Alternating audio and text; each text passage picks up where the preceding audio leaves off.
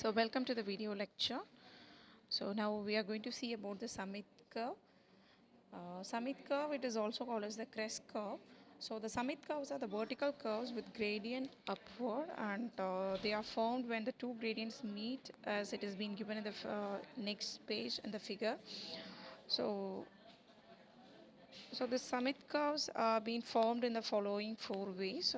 When a positive gradient meets another positive gradient, and when a positive gradient meets a flat gradient, and when an ascending gradient meets a descending gradient. And here also when a descending gradient meets another descending gradient.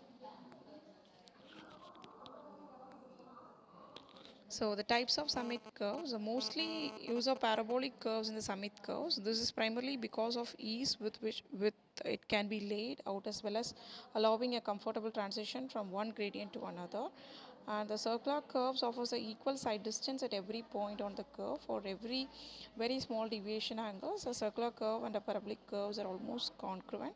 Furthermore, the use of parabolic curves was found to be give excellent riding comfort. Next comes the valley curves, or simply it is called as a sag curve. So when the two grades meet at the valley or the sag, and at the curve will be convexity downward, the curve is simply referred to as the valley curves. Here the centrifugal force at these curves act downwards along the weight of the vehicle.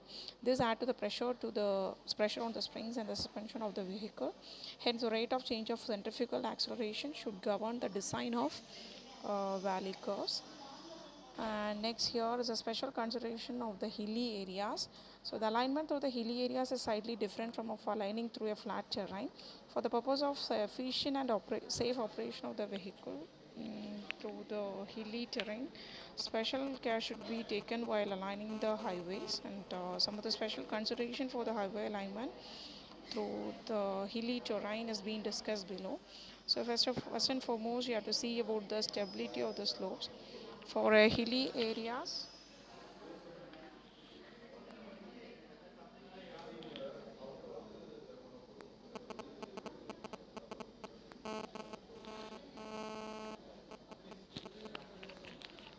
so for hilly areas, the road should be aligned through the sides of the hills, that is stable. The most common problem with the hilly areas is that of this landslides. The excessive cutting and filling for the road construction give way to the steepening of the slopes, which in turn will affect the stability. Next comes the hillside drainage. An adequate drainage facility should be provided across the road. The attempt should be made to align the roads in such a way where the number of cross drainage structures required are very minimum. This will reduce the construction cost.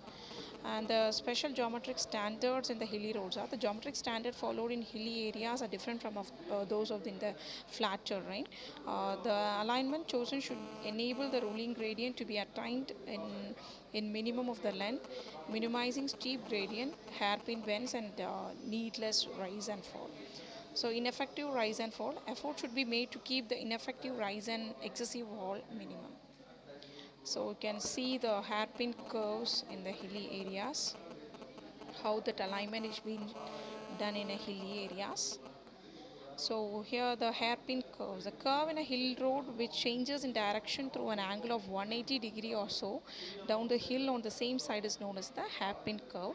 This curve is also called because it conforms to the shape of a hairpin, and the bend so formed is called as the hairpin curve in hilly roads, and is known as the hairpin bend. This type of curve should be located on a hillside having the minimum slope and maximum stability. It must also be safe from viewpoint of landslides and groundwater.